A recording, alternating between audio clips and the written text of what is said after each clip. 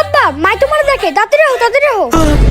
আল্লাহ জানে আছে কোন বিপদে পড়ি। আল্লাহ আল্লাহ, ও মনে হয় আমার সবকিছু জেনে গেছে। আল্লাহ আমাকে বাঁচাও।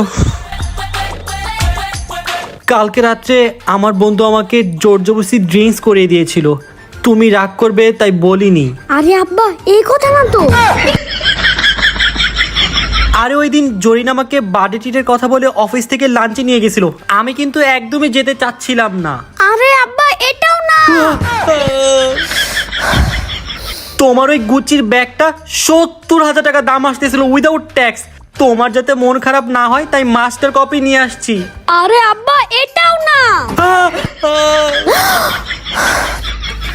আমি তো তোমাকে ডিনার করতে ডাকছিলাম। ও তাই নাকি? চলো চলো।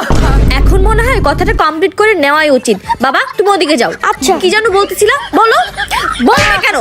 বলো। সরি।